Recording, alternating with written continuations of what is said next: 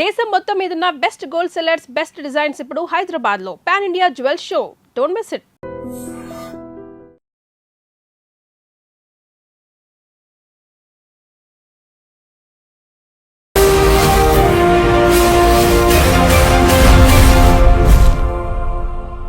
నమస్తే, welcome to Indian social spotlight with Kavitha. ఈ శుక్రవారం ఒక డీల్ కుదరబోతోంది, యుద్ధం ఆగిపోతోంది, హార్మోజ్ జలసంధి ఓపెన్ అవుతుంది అనేటువంటి మాటని డొనాల్డ్ ట్రంప్ చాలా క్లియర్ గా చెప్తున్నారు. బట్ ఇరాన్ కొన్ని కండిషన్స్ పెట్టింది, ఇజ్రాయెల్ నెతన్యాహు మాత్రం ఏ సబ్కు జాంతానే అనేటువంటి ఒక మాటతో ఆయన ముందుకెళ్తున్నారు. నిజంగా యుద్ధం ఆగిందా? ఎవరి మాటని నమ్మాలి? అమెరికా అధ్యక్షుడు డొనాల్డ్ ట్రంప్ చెప్తున్న మాటని ఇరాన్ యాక్సెప్ట్ చేస్తుందా లేదా? నెతన్యాహు నిజంగానే యుద్ధం ఆగిపోవాలని కోరుకుంటున్నారా? ఆయన మనసులో ఏముంది? మనతో పాటుగా ఉన్నారు జియో పొలిటికల్ ఎక్స్పర్ట్ గిరిధర్ మామిడి గారు. గిరిధర్ గారు నమస్కారం అండి. నమస్తే అమ్మా. నమస్తే నీకు, మీ ప్రేక్షకులందరూ నమస్కారాలమ్మా.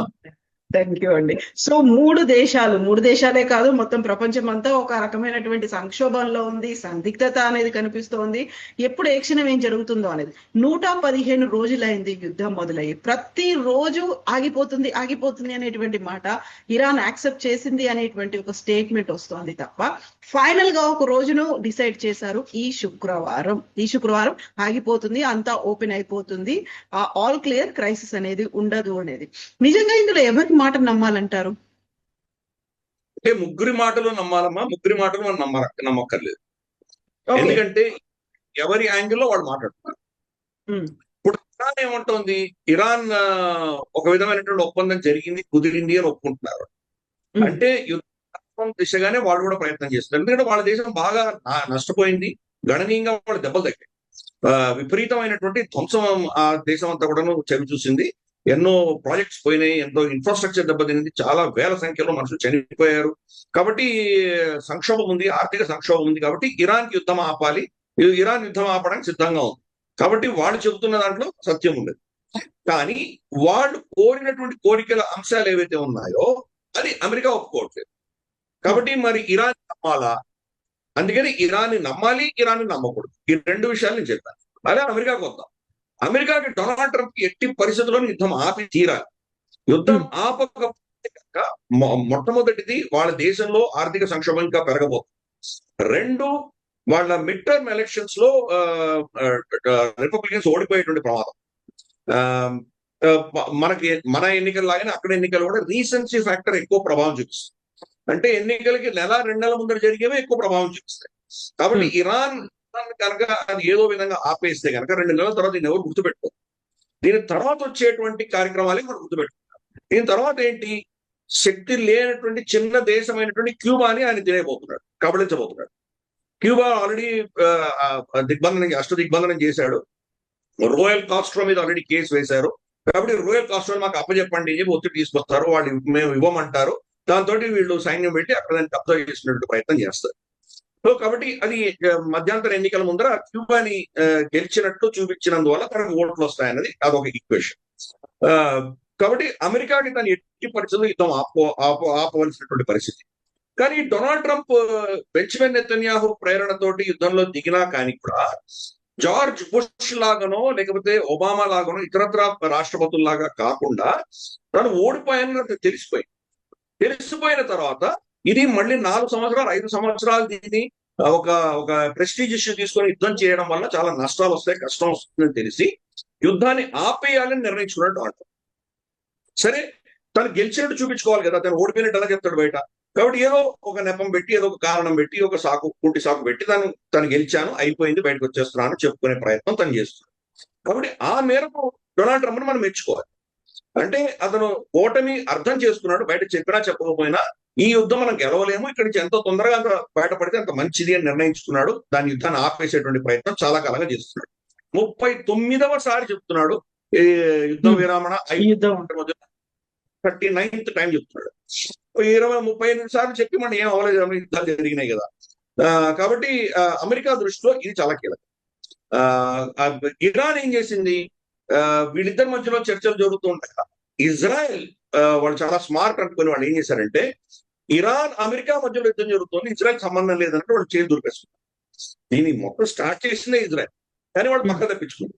వాళ్ళు ఏం చేశారంటే మేము హిజ్బుల్లాకి మా వేరే యుద్ధం ఉన్నది, ఈ ఇరాన్ అమెరికా యుద్ధానికి మాకు సంబంధం లేదు అని వాళ్ళు వేరే ఒక డిఫరెంట్ నెరేటివ్ తీసుకెళ్లే ప్రయత్నం చేశారు. కానీ ఇరాన్ ఇజ్రాయెల్ మీద బాంబులు వేసి సమస్య లేదు, దీనికి యుద్ధ విరామం అంటే జరిగితే కనుక లెబనాన్ లో కూడా జరగాల్సిందే, హిజ్బుల్లాకి వ్యతిరేకంగా కూడా మీరు దాడులు ఆపాలి, అక్కడ దక్షిణ లెబనాన్ నుంచి మీరు వైదొలగాలి, ఇవి వాళ్ళు షరతులు పెట్టారు. దాంతో డొనాల్డ్ ట్రంప్ బెంజమిన్ నెతన్యాహు మీద ఒత్తిడి తీసుకొచ్చి యుద్ధ విరమణ ఆపే దిశగా ప్రయత్నాలు చేశారు. తను అనౌన్స్ చేసిన తర్వాత కూడా ఇజ్రాయెల్ అదే పనిగా వెళ్ళి బేరూట్లో కొట్టించి, బేరూట్లో ఎందుకు కొట్టారు వాళ్ళు అంటే డొనాల్డ్ ట్రంప్ మెసేజ్ ఇస్తున్నారు, నువ్వు చెప్పేది మేము వినాం, మేము ఏ కూడా చేయబోతున్నాం అని చెప్పి ఒక మెసేజ్ ఇచ్చారు. కాబట్టి మాస్టర్ స్ట్రోక్ కింద భావించాలి ఇరాన్ యొక్క మాస్టర్ స్ట్రోక్.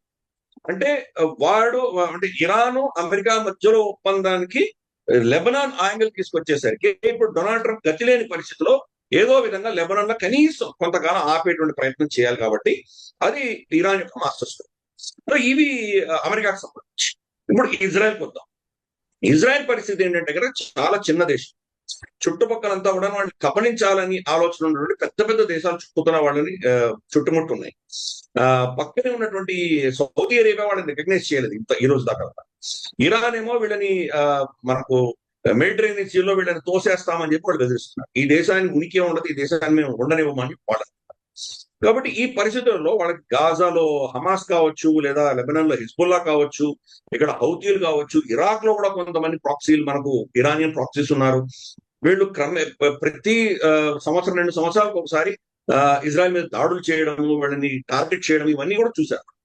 అతి దారుణాలు 2 ఏళ్ల క్రితం జరిగినటువంటి యోమ్ కపూర్ రోజు జరిగినటువంటి దాడిలో కనీసం అంటే ఒక 2,000 మంది చనిపోవడము, 1000 మంది పైగా వాళ్ళు యుద్ధ ఖైదీలుగా తీసుకెళ్లిపోవడము, ఇవన్నీ చూసాం మనం. దాంట్లో అతి కిరాతకంగా అక్కడ ఉన్నటువంటి చిన్న చిన్న ఆడపిల్లలను ఎలా మానభంగం చేశారు, వాళ్ళ స్తనాలు కట్ చేసి వాళ్ళు బోధిస్తుంటే వాళ్ళని రేప్ చేయడం, అతి రాక్షసత్వంతో కిరాతకత్వంతో చేసినవన్నీ కూడాను ఇజ్రాయెల్ క్షమించడానికి సిద్ధంగా లేదు. అలాగే చిన్న చిన్న పిల్లల్ని మైక్రోవేవ్ లో పెట్టి వాళ్ళని పాయిల్ చేసి పట్టుకున్నవాడు. కాబట్టి అంత రాచకం, అంత కిరాతకం చూసిన తర్వాత సరే ముందర హమాస్ యుద్ధం చేశారు, ఇప్పుడు హిజ్బుల్లాతో చేస్తున్నారు. కానీ వీళ్లకు మనకు తెలుసు కదా, మాయల్ పకీర్ ప్రాణం చిలుకలో ఉంటుంది, అలాగే వీళ్ళకి ఇరాన్ లో ఉంటుందని వాళ్ళకి తెలుసు. అందుకని ఇరాన్ కుంభస్థలం కొడితే కానీ ఇక్కడ మనకు శాంతి ఉండదని వాళ్ళు నిర్ణయించుకుని ఇరాన్ సర్వనాశనం చేయడానికి వాళ్ళు ప్రయత్నం చేశారు. గత రాష్ట్రపతులు, అమెరికా రాష్ట్రపతులు ఎవరు కూడాను ఈ ప్లాన్ ఒప్పుకోలేదు, ఇరాన్ మీద దాడి చేయడం చెప్పేసి, ఇంక్లూడింగ్ డొనాల్డ్ ట్రంప్ గత సంవత్సరం కూడా ఖమేనీని చంపడానికి ఒప్పుకోలేదు. సరే న్యూక్లియర్ సైట్స్ మీద 4 బాంబులు ఏదవుతాం, అంతకంటే ఏం చేయము అని చెప్పి డొనాల్డ్ ట్రంప్ అంతవరకు వెళ్ళాడు. కానీ అంతకంటే ముందు రాష్ట్రపతులు దాన్ని కూడా సిద్ధపడ్డారు. ఒబామా కావచ్చు, బైడెన్ కావచ్చు, లేదా మనకు బుష్ కావచ్చు, ఎవరు కూడాను బెంజమిన్ నెతన్యాహు ఎంత ప్రయత్నం చేసినా ఇజ్రాయెల్ మాట వినలేదు. వాళ్ళు ఎవరు కూడా, వాళ్ళకి తెలుసు దానివల్ల వచ్చేటువంటి పరిణామాలు ఏంటో వాళ్ళకి తెలుసు, కాబట్టి వాళ్ళు దాన్ని ఒప్పుకోలేదు. కానీ బెంజమిన్ నెతన్యాహు డొనాల్డ్ ట్రంప్ యొక్క వీక్నెస్ ని ఎక్కడో కుంభస్థం పట్టుకున్నాడు. ఈయన వీక్నెస్ ఎక్కడో తెలుసుకున్నాడు. ఎందుకంటే వాళ్ళు మొసాడ్ తర్వాత ఇజ్రాయెల్ వాళ్ళ సైకలాజికల్ ప్రొఫైలింగ్ చాలా అద్భుతంగా ఉంటుంది. ఈయన వీక్నెస్ ఏంటి, స్ట్రెంగ్త్ ఏంటి, ఎక్కడ ఏం చేస్తే ఈయన మన మాట వింటాడు, ఇవన్నీ కూడా బాగా తెలుసుకుని ఈ రోజు డొనాల్డ్ ట్రంప్ ని కంప్లీట్ గా వాళ్ళ అధీనంలో తీసుకున్నారు. కాబట్టి వాళ్ళ అజెండా ప్రకారం ఇరాన్ సర్వనాశనం అవ్వాలి, ఇరాన్ లో రెజీమ్ చేంజ్ అవ్వాలి, ఇరాన్ న్యూక్లియర్ కెపాసిటీ కంప్లీట్ గా నాశనం చేయాలి. మూడవది అక్కడ ఇజ్రాయెల్ సమర్థిస్తున్నటువంటి ఒక ప్రభుత్వం వచ్చి నిలబడాలి. ఇజ్రాయెల్ ఆలోచన ఏంటంటే వాడు చుట్టుపక్కల ఏ దేశం కూడా ఇజ్రాయెల్ ని ఛాలెంజ్ చేసే శక్తి ఉండకూడదు. ఇది వాళ్ళకి చాలా క్లారిటీతో ఉంది. వాళ్ళని ఎవరైనా ఛాలెంజ్ చేస్తే కనుక ఆ దేశాన్ని వాడు వదిలిపెట్టారు. కాబట్టి ప్రతి ఒక్కరిని టార్గెట్ చేస్తున్నారు. సరే, ఇప్పుడు బెంజమిన్ నెతన్యాహు ప్రధానమంత్రి. బెంజమిన్ నెతన్యాహు వచ్చే ఎన్నికల్లో ఓడిపోయాడు అనుకుందాం కదా. ఓడిపోతే దీన్ని టేక్ ఓవర్ చేయడానికి వస్తున్నటువంటి అపోజిషన్ లీడర్ నఫ్తాలి బెనెట్, ఆయన గతంలో ప్రధానమంత్రిగా ఉన్నాడు. బెంజమిన్ నెతన్యాహు ఒక టర్మ్ ఆయన ఓడిపోయాడు. ఓడిపోయినప్పుడు నఫ్తాలి బెనెట్ ప్రధానిగా ఉన్నాడు. నఫ్తాలి బెనెట్ ఇచ్చిన స్టేట్మెంట్ ఏంటంటే, ఇరాన్ పని అయిపోయిన తర్వాత, ఇరాన్ ని సర్వనాశనం చేసిన తర్వాత మా నెక్స్ట్ టార్గెట్ టర్కీ అని చెప్తున్నాడు. అంటే అపోజిషన్ లీడర్ చెప్తున్నాడు. ఇంకా బెంజమిన్ నెతన్యాహు ఏం చెప్పాలి? కాబట్టి వాళ్ళ క్లారిటీ ఉన్నది, ఎట్టి పరిస్థితుల్లో ఇరాన్ అన్న దేశం మొత్తం దాన్ని సర్వనాశనం అవ్వాలి, మళ్ళీ కనీసం అంటే ఒక 70-80 ఏళ్ళ వెనక్కి దాన్ని తోసేయాలి. దాంతో ఇజ్రాయెల్ కి కనీసం అంటే ఒక 10-20 సంవత్సరాలు శాంతి ఉంటుంది అన్నది వాళ్ళ క్యాల్కులస్, వాళ్ళ ఈక్వేషన్ అలా ఉంది. కాబట్టి దాంట్లో మార్పులు ఏమి ఉండవు. డొనాల్డ్ ట్రంప్ ఒకవేళ వెనక వైదొలిగినా కానీ కూడా వీళ్ళు కొట్టడానికి సిద్ధంగా ఉన్నారు. బెంజమిన్ నెతన్యాహు చాలా స్పష్టంగా డొనాల్డ్ ట్రంప్ చెప్పాడు, ఈ శాంతి ఒప్పందానికి మాకు సంబంధం లేదు. వాళ్ళ లీడర్స్ కూడా చెప్పారు, మేము తప్పకుండా మా అజెండా ప్రకారం మేము పెడతాము, మేము దీన్ని ఆగే సమస్య లేదు అని చాలా స్పష్టంగా చెప్పారు. లెబనాన్ లో మాత్రం ఆగము చాలా స్పష్టంగా చెప్పారు. మరి ఇరాన్ ఏం చెప్పింది, లెబనాన్ యుద్ధం ఆగకపోతే మాత్రం ఈ సంధి పనికి రాదు అని చాలా స్పష్టంగా చెప్పారు. కాబట్టి చూద్దాం ఈ రాబోయే రోజుల్లో ఏ దిశగా పెడుతుంది. నిజంగా డొనాల్డ్ ట్రంప్ బెంజమిన్ నెతన్యాహును కంట్రోల్ చేయగలడా, లేదా బెంజమిన్ నెతన్యాహు డొనాల్డ్ ట్రంప్ ని బేఖాతరు చేసి తను చేయాల్సింది చేసుకుంటూ పెడతాడా, ఇవన్నీ కూడా పెద్ద ప్రశ్న. ఎవరికి దీనికి సమాధానం లేదు. డొనాల్డ్ ట్రంప్ కే సమాధానం లేదు. మనం ఏం చర్చిస్తాం ఎటువంటి పరిస్థితి. ఈ పరిస్థితులలో ఈ సోకాల్డ్ శాంతి ఒప్పందం అన్నది డొనాల్డ్ ట్రంప్ యుద్ధం నుంచి వైదొలగడానికి ఒక ఎక్స్క్యూజ్ మాత్రమే నాకు కనిపిస్తుంది, కానీ యుద్ధ విరమణ, యుద్ధం ఆగిపోతుంది నేను అనుకోవట్లేదు. గతంలో కూడా మనకు ఏప్రిల్ మొదటి వారంలో వీళ్ళు సీజ్ఫైర్ డిక్లేర్ చేసిన తర్వాత కూడా అడప బాంబులు వేసుకుంటూనే ఉన్నాం. డిఫెన్సివ్ అని పేరు పెట్టి మళ్ళీ బాంబులు వేస్తుంది. ఆపరేషన్ ఎపిక్ ఫ్యూరీని ఏదో పేరు పెట్టారు, అది అయిపోయింది. ఇంకో కొత్త ఆపరేషన్ మొదలు పెట్టాడు. ఎందుకు, కాంగ్రెస్ నుంచి అప్రూవల్ రావాలి కాబట్టి, కాంగ్రెస్ దగ్గర పర్మిషన్ కావాలి కాబట్టి, దాన్ని తప్పించుకోవడానికి మళ్ళీ ప్రతి 15-20 రోజులకి కొత్త యుద్ధం చేస్తున్నట్టు పేరు పెట్టి దాని ఏదో అందరూ ఎవరు పనికిరాని వద్దామని అనుకుంటున్నాడు డొనాల్డ్ ట్రంప్. ఈ పరిస్థితులలో మళ్ళీ యుద్ధం స్టార్ట్ అవ్వదని ఎవరైనా గ్యారంటీ ఇవ్వదు.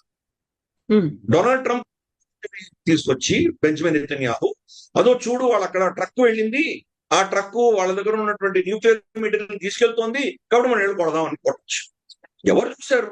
ఇప్పుడు కరీబియన్ ఐలాండ్స్ లో బోట్లు వెళ్తుంటే ఇవన్నీ డ్రగ్స్ తీసుకెళ్తున్నాయి, మేము షూట్ చేశామని చెప్పి క్లెయిమ్ చేస్తున్నాడు డొనాల్డ్ ట్రంప్.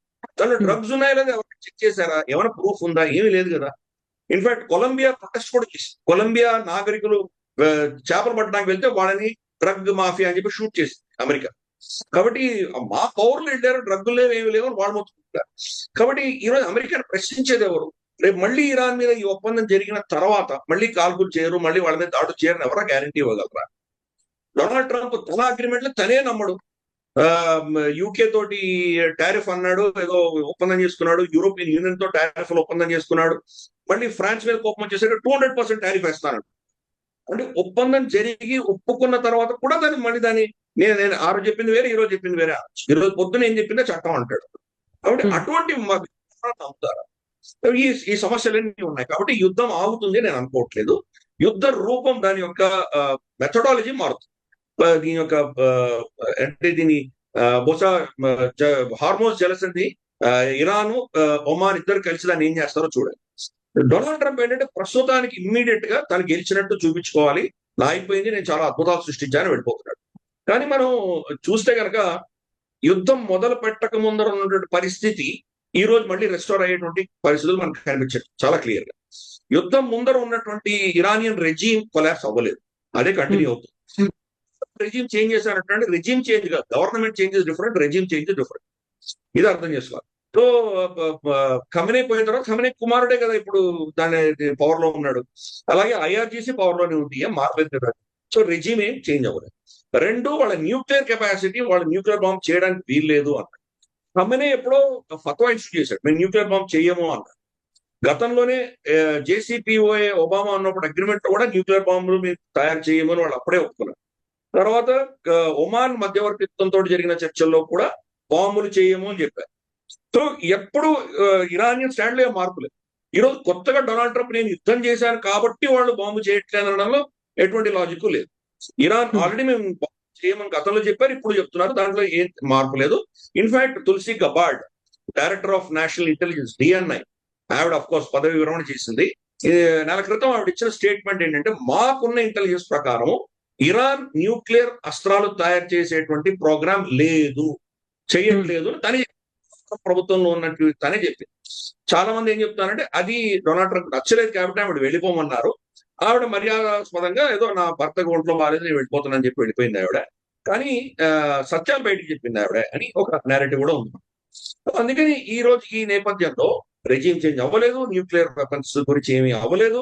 పైపెచ్చు 28 ఫిబ్రవరి ఉన్నటువంటి పరిస్థితి, ఓపెన్ ఫ్రీగా ఉన్నటువంటి హార్మోస్ జలసంధి ఈ రోజు ఇరాన్ అధీనంలోకి వెళ్ళిపోయింది. కాబట్టి చర్చ హార్మోస్ ఓపెనింగ్ వెళ్ళిపోయింది.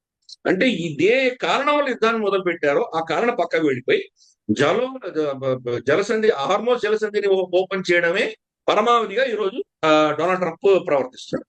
కాబట్టి మొత్తం అట్టర్ ఫ్లాప్ అయింది. వీళ్ళు 108 రోజులు 110 రోజులు ఎన్ని రోజులు యుద్ధం చేశారో ఇవన్నీ కూడాను కంప్లీట్ ఫ్లాప్ అయినాయి వీళ్ళు. అది బెంజమిన్ నెతన్యాహు ఒప్పుకోవడానికి సిద్ధంగా లేదు.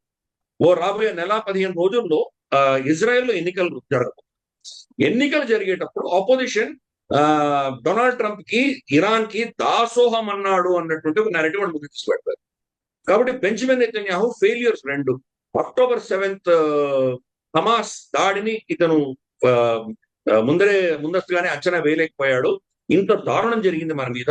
అది అట్టర్ ఫెయిల్యూర్ బెంజమిన్ నెతన్యాహుది. రెండవది, హమాస్ ని ఇంత 2 సంవత్సరాలు యుద్ధం చేసిన హమాస్ ని ఇప్పటి వరకు కూడా సర్వనాశనం చేయలేకపోయాడు. 3, ఇరాన్ కి దాసోహం అని ఇరాన్ కి సరెండర్ అయ్యి డొనాల్డ్ ట్రంప్ ని మాటలు విని ఇజ్రాయెల్ యొక్క అస్తిత్వాన్ని పణంగా పెట్టాడు బెంజమిన్ నెతన్యాహు. ఈ 3 అంశాలు అపోజిషన్ ముందు తీసుకెళ్ళాడు. తన own support base right wingers ఎవరు ఉన్నారో వాళ్ళు తన వ్యతిరేకంగా వెళ్ళిపోతున్నారు. కాబట్టి తను ఈ ఎన్నిక గెలవడం అనేది కష్టం. ఎన్నిక గెలవాలంటే కనుక హార్డ్ స్టాండ్ తీసుకోక తప్పదు. హెజ్బుల్లా మీద దాడులు చేయాలి, ఇరాన్ యుద్ధానికి ఈ శాంతి ఒప్పందానికి వ్యతిరేకిస్తూ తను. సో ఇది ఇజ్రాయెల్ కు ఉన్నటువంటి ప్రాబ్లమ్స్. నాకు తెలిసి నేను 3 దేశాలకు ఉన్నటువంటి ప్రాబ్లమ్స్ అన్ని టూకీగా చెప్పేటువంటి ప్రయత్నం చేశాను. ఈక్వేషన్స్ ఎలా ఉన్నాయి. కాబట్టి నేను ఫస్ట్ ఇచ్చిన స్టేట్మెంట్, ముగ్గురిని నమ్మాలి, ముగ్గురిని నమ్మకూడదు. వాళ్ళ చెప్పేది కంటే వాళ్ళ దృష్ట్యా వాళ్ళు ఒక మాక్సిమలిస్ట్ పొజిషన్ తీసుకుంటున్నారు. వాళ్ళు గెలిచినట్టు చూపించుకోవాల్సిన అవసరం వాళ్ళకు ఉంది. కాబట్టి ప్రతి ఒక్కరు కూడా ఏదో విధంగా ఒక విధమైనటువంటి ఎగ్జాజరేటెడ్ క్లెయిమ్స్ చేసుకుంటున్నారు. ఇది అక్కడ ఉన్నటువంటి పరిస్థితి. సో యుద్ధం ఆగిందా, యుద్ధం ఆగలేదా అంటే ఆగింది అనుకోవాలి, ఆగలేదు అనేటువంటి పరిస్థితి కూడా ఉంది. ఒకవేళ ట్రంప్ బయటకు వచ్చేసినప్పటికి కూడా ఇజ్రాయెల్ అలాగే మాట మీద ఉంది, అలాగే ఇరాన్ కూడా వాళ్ళు ఏమనుకుంటున్నారో అలాంటి కండిషన్స్ అవి పెడుతున్నప్పుడు 115 రోజుల యుద్ధం తర్వాత సాధించింది ఏంటి అంటే మళ్ళీ అక్కడే ఒక క్వశ్చన్ మార్క్ అనేది కనిపిస్తోంది. ఎవరికి తలొగ్గారు, ఎవరు ఎందుకు యుద్ధం స్టార్ట్ చేశారు అనుకున్నప్పటికీ ప్రపంచం అంతా దాని మీద ఇంపాక్ట్ అనేది కనిపిస్తుంది. ఒకవేళ ఇమ్మీడియట్ గా హార్మూజ్ జలసంధి కనుక ఓపెన్ చేసినప్పటికీ వాటర్ ఫ్లో, ఆయిల్ ఫ్లో అనేది లేకపోతే సంక్షోభం అనేది ఇమ్మీడియట్ గా సెటరేట్ అవడం దట్ విల్ టేక్ ఒక 6 months అనేది అంటున్నారు. కాబట్టి 6 months పాటు ఇది అదే ఉంది, యుద్ధం అలాగే కంటిన్యూ అవుతుంది. 6 months పాటు సంక్షోభం అనేది ఉంటుంది. సాధించింది ఏంటి అసలు? ప్రపంచ దేశాలు ఎందుకు దాని గురించి ఆలోచించట్లేదు? యునైటెడ్ నేషన్స్ ఏం చేస్తుందంటారు? United Nations is dead. Long live United Nations. United Nations ఎప్పుడో చనిపోయింది. యునైటెడ్ నేషన్స్ కి ఏం పవర్ ఉంది? యునైటెడ్ నేషన్స్ మాట ఎవరు వింటున్నారు?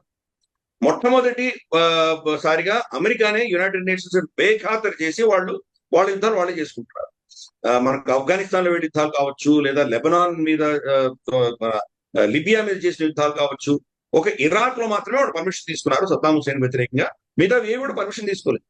ఇప్పుడు ఇరాన్ మీద యుద్ధం చేయడానికి ఏమైనా పర్మిషన్ తీసుకున్నారు వాళ్ళు? ఇన్ని యుద్ధాలు జరుగుతుంటే యునైటెడ్ నేషన్స్ ఏమైనా చేయగలుగుతుంది? యునైటెడ్ నేషన్స్ అన్నది 2వ ప్రపంచ యుద్ధం తర్వాత ఏర్పడినటువంటి 2వ ప్రపంచ యుద్ధంలో గెలిచిన శక్తుల వాళ్ళ పాలిటిక్స్ ఆధారంగా తయారైనటువంటి ఒక సంస్థ. 80 ఏళ్ల తర్వాత దాని యొక్క ఉనికి లేదు, దాని యొక్క అవసరం కూడా లేదు. దాన్ని ఎవరు పట్టించుకోవట్లేదు. చిన్న కూటమిలు ఎవరి కూటమిలో వాళ్ళు పెట్టుకున్నారు. కాబట్టి నేను ఇచ్చిన statement, United Nations is dead, long leave the United station. అది ఒక చాయ్ పే చర్చా వేదిక, అంతకు మించి ఏమీ లేదు. అక్కడ కూర్చొని అందరూ చర్చించుకోవడానికి దానివల్ల ఎవరికి ఏం ఒరిగేది లేదు, దాన్ని ఎవరు పట్టించుకో. ఆఖరికి చిన్న దేశమైనటువంటి శ్రీలంక వాళ్ళకు వ్యతిరేకంగా ఎల్టీటీని హతమార్చినప్పుడు మానవ హక్కుల ఉల్లంఘన పేరిట శ్రీలంకకు వ్యతిరేకంగా ఒక రెజల్యూషన్ వేస్తే కూడా దాన్ని వాళ్ళు బేఖాతరు చేశారు, పట్టించుకోలేదు. ఇజ్రాయెల్ వ్యతిరేకంగా ఎన్ని రెజల్యూషన్ వచ్చినాయి, ఇజ్రాయెల్ పట్టించుకుంటారు. వాళ్ళు చేసుకుంటూ వెళ్తారు. ఆంటోనియో గుటారెస్ వచ్చేసి మనకు అక్కడ ఈజిప్ట్ ఇజ్రాయెల్ బార్డర్ లో నిలబడుకొని కళ్ళ నీళ్లు పెట్టుకుని ఏడ్చాడు. ఇక్కడ పాలస్తీనియన్లందరూ చనిపోతున్నారు, వాళ్ళకి ఏడు వెళ్ళట్లేదు, చాలా కష్టంలో ఉన్నారు అంటే కనుక ఆంటోనియో గుటెరెస్ ని ఇజ్రాయెల్ ఎంటర్ అవ్వకుండా బ్యాన్ చేసి ఇజ్రాయెల్ ఎవరు పట్టించుకుంటారు? భారతదేశం పట్టించుకుందా? ఈ రోజు మనకు యునైటెడ్ నేషన్స్ ఆర్బిట్రేషన్ సంబంధించి మనకు ఆఫ్కోర్స్ వరల్డ్ బ్యాంక్ ఆర్బిట్రేషన్ అది. బట్ ఏదైనా ఇంటర్నేషనల్ ఆర్గనైజేషన్ మనకు వ్యతిరేకంగా ఏమైనా జడ్జిమెంట్ ఇస్తే మనం పట్టించుకుంటున్నాం. ఇండస్ వాటర్ ట్రీటీకి సంబంధించి వాళ్ళు మనకు వ్యతిరేకంగా జడ్జిమెంట్ ఇచ్చారు. దీన్ని సస్పెండ్ చేయడానికి క్లాజ్ లేదు దీంట్లో. ఇండస్ వాటర్ ట్రీటీని మీరు అబేయన్స్ లో పెట్టడానికి వీలు లేదు, చట్టంలో లేదు. కాబట్టి మీరు నీళ్లు వదిలిపెట్టాలి అని చెప్పి పాకిస్తాన్ సమర్థిస్తూ జడ్జిమెంట్ వచ్చింది. మనం ఏం చేసాం? బేఖాతరు చేసాం. నువ్వెవరు చెప్పడానికి అసలు జ్యూరిస్డిక్షన్ లేదు పో అన్నా. మేము చేసేది మేము చేస్తాం. అలాగే మనకు యునైటెడ్ నేషన్స్ పర్మిషన్ తీసుకొని వెళ్ళి మనం బాలాకోట కొట్టొచ్చామా? యునైటెడ్ నేషన్స్ పర్మిషన్ తీసుకొని వెళ్ళి ఆపరేషన్ సింధూర్ చేశామా? కాబట్టి యునైటెడ్ నేషన్స్ ఇస్ డెడ్. ప్రపంచంలో ఈ రోజు అమెరికా మీద వేలెత్తి చూపించగలిగిన శక్తి ఏదైనా ఉందా? ఈ రోజు మినాబ్ అన్నటువంటి ఊర్లో 170 మంది పైచిలకు చిన్న చిన్న పిల్లల్ని, ఆడపిల్లల్ని స్కూల్లో వీళ్ళు బాంబు వేసి చంపారు. బాంబు వేసి చంపితే దానికి క్షమాపణ గాని, దానికి అయ్యో ఇలా జరిగిందే, దీన్ని మేము చింతిస్తున్నామన్న స్టేట్మెంట్ అమెరికా నుంచి రాదు. పైపెచ్చు డొనాల్డ్ ట్రంప్ ఏమన్నాడంటే టామాక్ మిసైల్స్ ఇరాన్ దగ్గర కూడా ఉన్నాయి, చాలా దగ్గర దొంగతనాలు చేశారు, వాళ్ళ బిల్డింగ్ మీద వాళ్ళే బాంబులు వేసుకున్నారా? ఎంత నిర్లజ్జగా మాట్లాడుతున్నాడో చూసాం. ఆఖరికి మన 3 భారతీయుల్ని గత వారం చంపిన తర్వాత ఇది ఇరాన్ చంపింది, మేము చంపలేదా? మార్కో రూబియో ఏమో చనిపోయినందుకు వాళ్ళ కుటుంబాలకి సానుభూతి వ్యక్తం పరుస్తున్నానని కూడా ఒక స్టేట్మెంట్ ఇవ్వలేదు. పైపెచ్చు మేము చెప్పింది మీరు వినకపోతే కనుక మీరు ఇటువంటి పరిణామాలే మళ్ళీ చెవి చూడాలి అని చెప్పి మనం బెదిరించే ధోరణితో మార్కో రూబియో మాట్లాడుతున్నాడు. మనమేమో సోకాల్డ్ స్ట్రాటజిక్ పార్ట్నర్, మనమేమో బెస్ట్ ఫ్రెండ్, ఇవన్నీ డైలాగులు కొడుతూ మనం చేసేటువంటి ఇది చర్యలు ఇవన్నీ. కాబట్టి ఈ రోజు మనం అర్థం చేసుకోవాల్సింది ఏంటంటే కనుక ప్రపంచంలో అమెరికాని శాసించి అమెరికాని ప్రశ్నించగలిగిన శక్తి ఏది లేదు. చైనా ప్రశ్నించిందా పోనీ? ఈ మినార్ మీద దాడి జరిగింది కదా, సెకండ్ మోస్ట్ పవర్ఫుల్ కంట్రీ కదా, రిచెస్ట్ కంట్రీ, రెండవ బిగ్గెస్ట్ జీడిపి, వాళ్ళు ఏమైనా ప్రశ్నించారా? నికోలస్ మడోరో ఎత్తుకుపోతే వాడు ఏమైనా ప్రశ్నించారా? రష్యా ఏమైనా ప్రశ్నించిందా? కాబట్టి ఈ రోజు మత్స్య న్యాయం అనేది నడుస్తుంది ప్రపంచం. చిన్న చేపను పెద్ద చేప తింటుంది అంతే. చేపలన్నీ చిన్న చేపలు కలిస్తే పెద్ద చేపను ఎదుర్కోవచ్చు, కలిసేటువంటి పరిస్థితి లేదు. కాబట్టి వాళ్ళు చేయగలుగుతున్నారు అమెరికా, కాబట్టి చేస్తున్నారు. వాళ్ళు చెయ్యలేనటువంటి పరిస్థితి ఎందుకు వచ్చిందంటే కనుక ఎవరు కూడాను అమెరికాని ఛాలెంజ్ చేయగలిగినటువంటి ధైర్యం లేదు. శక్తి ఉండొచ్చు, శక్తి ఉందా లేదా పక్కన పెడదాం. చైనాకు శక్తి ఉండొచ్చు, రష్యాకి శక్తి ఉండొచ్చు, ఈవెన్ భారతదేశానికి శక్తి ఉండొచ్చు. అమెరికా మన మీద విజయం సాధించలేదు. ఈ రోజు అమెరికాతో డైరెక్ట్ గా మనకి యుద్ధం జరిగినా మనల్ని మనం రక్షించుకునే శక్తి మన దగ్గర ఉన్నది. లేటెస్ట్ గా చూసాం కదమ్మా, మనకు మనం long range anti ballistic missile test కూడా చేశాం. లాంగ్ రేంజ్ అంటే 5,000 కిలోమీటర్ల దూరంలో నుంచి వాళ్ళు ఇంటర్ కాంటినెంటల్ బాలిస్టిక్ మిసైల్ మన మీద ప్రయోగించిన దాన్ని షూట్ డౌన్ చేయగలిగిన శక్తి, అంతరిక్షంలో షూట్ డౌన్ చేయగలిగిన శక్తి మన దగ్గర ఉంది. యాంటీ శాటిలైట్ టెక్నాలజీ ఈ రోజు ప్రపంచంలో 3-4 దేశాల దగ్గర ఉన్న టెక్నాలజీలు మన దగ్గర కూడా. Even Germany, France, UK, Israel ఫీల్డ్లకు లేని టెక్నాలజీ కూడా మన దగ్గర. కాబట్టి మనం ఒక సూపర్ పవర్, మనం మిలిటరీ సూపర్ పవర్, ఇది ఒప్పుకోవాల్సిన మాట. కాబట్టి ఈ రోజు అమెరికాతో డైరెక్ట్ యుద్ధం వచ్చినా కానీ కూడా అమెరికా మన మీద విజయం సాధించింది. మనం ఓడిపోతే వాళ్ళు గెలవదు. కాబట్టి ఒక విధమైన స్టేల్మేట్ జరుగుతుంది. ఆ శక్తి మన దగ్గర ఉంది. చిన్న దేశమైన ఇరాన్ డెమాన్స్ట్రేట్ చేసింది. వాళ్ళ ఎయిర్ ఫోర్స్ లేదు, నేవీ లేదు, వాళ్ళ సైన్యం సరిగా పనిచేయట్లేదు, అయినా అమెరికాకు చుక్కలు చూపించగలుగుతారు. అంతెందుకు తాలిబానే అమెరికాలో వచ్చి స్కూటర్లలో, సైకిళ్లలో చెప్పులు వేసుకొని, సగం ప్యాంట్లు వేసుకొని, వాళ్ళు గడ్డాలు పెంచుకొని, వాళ్ళు గన్నులు పెట్టుకొని వస్తే పెద్ద సూపర్ పవర్ అనేది అమెరికా అక్కడి నుంచి పారిపోయింది ఆఫ్ఘనిస్తాన్. వాళ్ళు ఎవరిని ఓడించడానికి ఆఫ్ఘనిస్తాన్ వెళ్ళారో వాళ్ళకే మళ్ళీ ప్రభుత్వాన్ని అప్పచెప్పి వెనక్కి వెళ్ళిపోయారు. కాబట్టి అమెరికా ఎక్కడ గెలిచి ఈ విషయం మనం అర్థం చేసుకోవాలి. కానీ అమెరికా ఇటువంటి కుండాయిజం చేస్తుంది కాబట్టి ప్రపంచవ్యాప్తంగా వాళ్ళని ఎవరిని ప్రశ్నించే శక్తి ఎవరి దగ్గర లేదు. అందుకని అమెరికా చేస్తుంది, పదే చేస్తుంది. వాళ్ళని ఛాలెంజ్ చేసేటువంటి శక్తి వచ్చేంత వరకు చేస్తూనే ఉంది. ఈ రోజు ఇరాన్ ఛాలెంజ్ విసిరింది, అందుకనే అమెరికా వెనక్కి తగ్గింది. ఈ ఒప్పందానికి కారణం ఎందుకంటే వాళ్ళకి అర్థమైంది, ఇది కనుక వాళ్ళు కనుక కొనసాగిస్తే అమెరికా బాగా దెబ్బతింటుంది. కాబట్టి అమెరికా దెబ్బతింటే కనుక వాళ్ళు మిగతా ప్రపంచవ్యాప్తంగా వాళ్ళు చేయాల్సిన కార్యక్రమాలు దెబ్బతింటాయి. కాబట్టి ఒక విధమైనటువంటి వాళ్ళకి సిచ్యువేషన్ అర్థమై వెనక్కి వెళ్ళిపోయేటువంటి ప్రయత్నం అమెరికా చేస్తుంది ఈరోజు.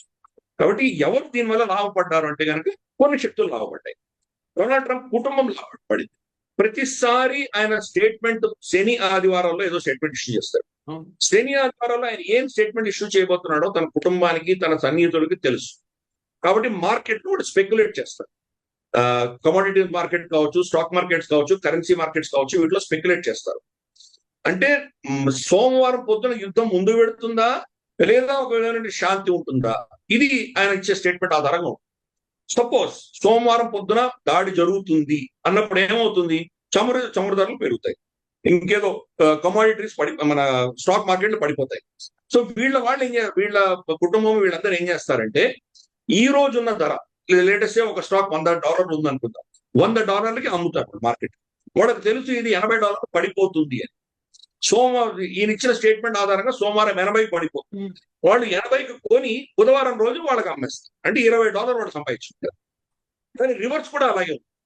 ఈ రోజు సపోజ్ మనకు ఆయిల్ ధరలు మనకు ఈ రోజు అంటే 110 ఇక్కడ ఉందనుకుంటా. వీళ్ళు ఏం చేస్తారు, మరి నేను నాకు చెప్పినట్టు సో ఈ శాంతి వస్తుంది కాబట్టి సోమవారం ఈయన ఇచ్చే స్టేట్మెంట్ ఆధారంగా ఆయిల్ ధరలు పడతాయి కాబట్టి వీళ్ళు 110కి అమ్ముతారు. 110కి అమ్మి 80 కొనుక్కొని మళ్ళీ వాళ్ళు దాన్ని $20 లాభం తెచ్చుకుంటారు. సో ఇవన్నీ కూడా ఏంటంటే ముందస్తుగానే డొనాల్డ్ ట్రంప్ ఇచ్చే స్టేట్మెంట్ ని ఎలా దానివల్ల మార్కెట్స్ ఎలా స్పందిస్తాయో తెలిసి లాభపడుతుంది వాళ్ళ కుటుంబం. ఇది ఫస్ట్. సెకండ్, అమెరికన్ ఎకానమీ ఎంత కుదేలైనా ఎంత దెబ్బతిన్నా కానీ కూడా ఈ రోజు అమెరికా అప్పుల ఆధారంగానే నడుస్తుంది వాళ్ళ ఎకానమీ మొత్తం కూడా. ఈ రోజు అంటే ఇంట్రెస్ట్ మనకి ఏదైతే మనకు వడ్డీ కడుతుందో అమెరికా $1 trillion పైపు చురుకు సంవత్సరానికి పడుతుంది. అంటే వాళ్ళ హెల్త్ కేర్ కావచ్చు, వాళ్ళ ఇన్ఫ్రాస్ట్రక్చర్ కావచ్చు, వాళ్ళ రోడ్లు, ఎయిర్పోర్ట్లు మరమ్మతులు కావచ్చు, హెల్త్ కేర్ కావచ్చు, లేదా వాళ్ళ సైన్యం కావచ్చు. ఈ 3 శక్తులకు ఖర్చు పెట్టే ఖర్చు కంటే కూడా ఎక్కువ వాళ్ళు ఓన్లీ వాళ్ళు రుణాల యొక్క వడ్డీ చెల్లించుకుంటారు. అంటే ఎంత దారుణమైన పరిస్థితుల్లో అర్థం చేసుకోవచ్చు. డాలర్ బాండ్స్ వాళ్ళు అమ్మకపోతే వాళ్ళ పైసలు పోతాయి. డాలర్ బాండ్స్ యొక్క డిమాండ్ పడిపోయి చైనా రమారమి $600 నుంచి $700 బిలియన్ వాళ్ళు డంప్ చేశారు. చైనా, జపాన్ డంప్ చేస్తుంది. భారతదేశం కూడా రమారమి $100 బిలియన్ మనం అమ్మేసుకున్నాం మార్కెట్ లో. మరి ఎవరు కొనకపోతే దాని వాళ్ళ పరిస్థితి ఏమవుతుంది?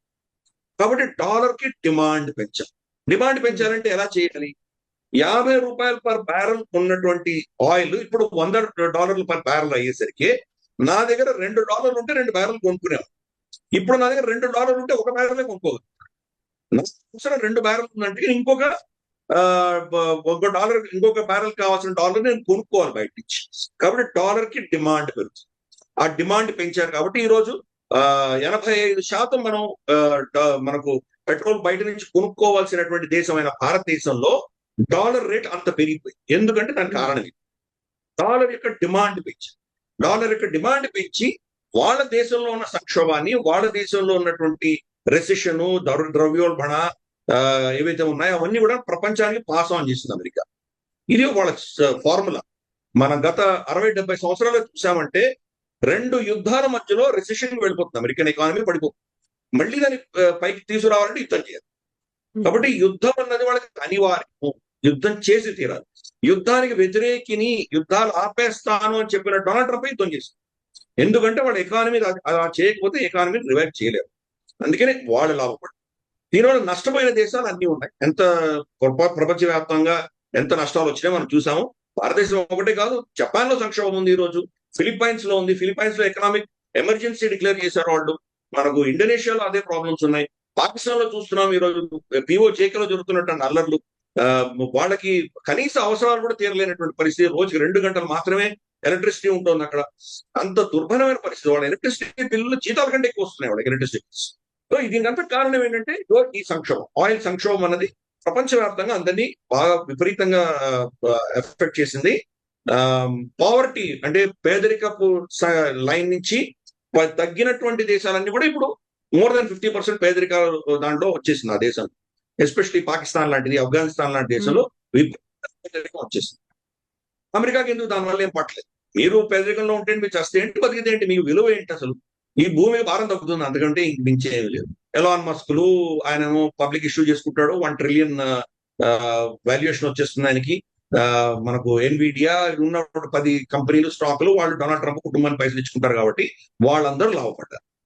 ఇది అక్కడ జరుగుతున్నది. ఇజ్రాయెల్ కొంత లాభమే ఉన్నది.